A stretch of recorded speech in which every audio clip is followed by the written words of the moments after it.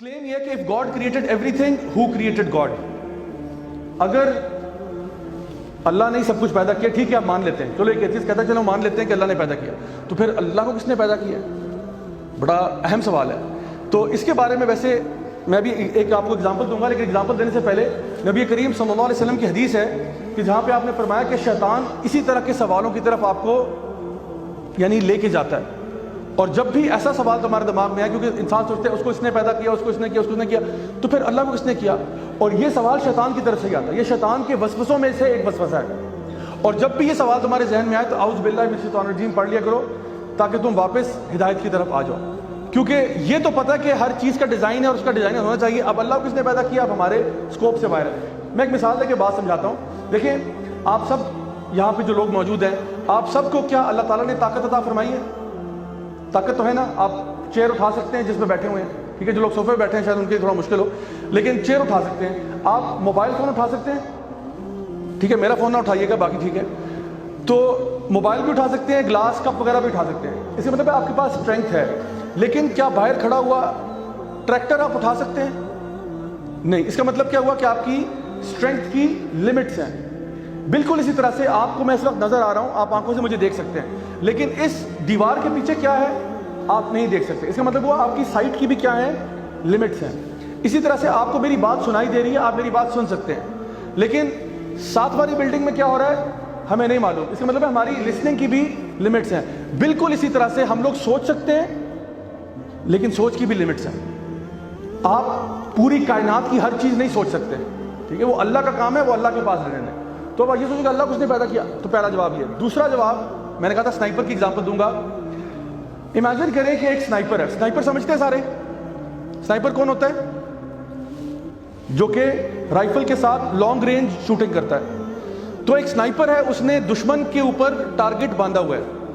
اب یہ سنائپر جو ہے یہ لیٹس سپوز آرمی کا آفیسر ہے، یہ کیپٹن ہے آرمی میں، جن کو آرمی کے رینکس معلوم ہے. تو اب کیپٹن نے ٹارگٹ کے اوپر اپنی سائٹ کو سکوپ کو سیٹ کیا ہوا ہے اور وہ ٹریگر دبانے لگا ہے.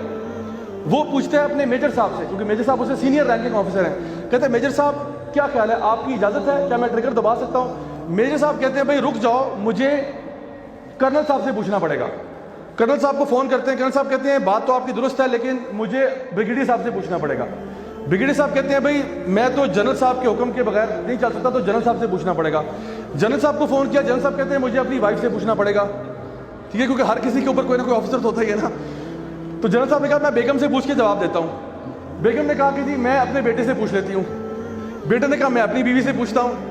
اس نے کہا میں اپنی ماں سے پوچھتی ہوں، وہ جواب دے گی کہ نہیں دے گی. اس کی ماں نے کہا میں اپنے بیٹے سے پوچھتی ہوں.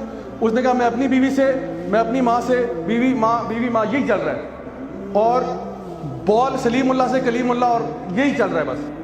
تو کیا یہ بیچارے کپتان صاحب کبھی فائر کر پائیں گے؟ کیا کبھی فائر کر پائیں گے؟ ہاں یا نہیں؟ نہیں. تو یہ کیا ہوگا، اس کو ہم بولتے ہیں انفینٹ ریگریس. اس کو ہم ٹیکنیکل ٹرمز میں کہتے ہیں انفینٹ ریگریس. کہ ایک مسئلہ، تو میں اگر یہ کہتا ہوں کہ جی اللہ کس نے پیدا کیا، آپ کہتے ہو ایکس نے. معاذ اللہ اگر آپ نے کہا کہ فلاں نے کیا، تو میں کہتا ہوں اس کو پھر کس نے کیا؟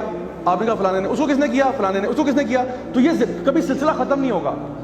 بات دراصل یہ ہے کہ دنیا بن چکی ہے، کائنات بن چکی ہے، ٹریگر دب چکا ہے، بندوق چل چکی ہے.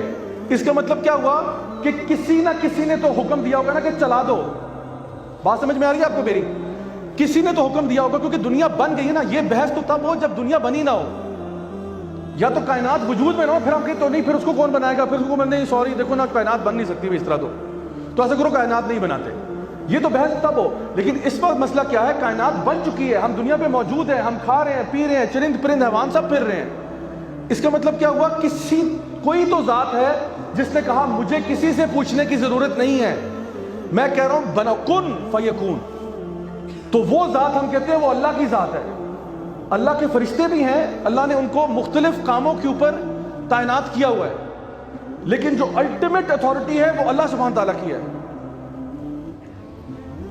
یعنی تمام، یعنی لا حول ولا قوت الا باللہ، ان اللہ علی کل شیء قدیر.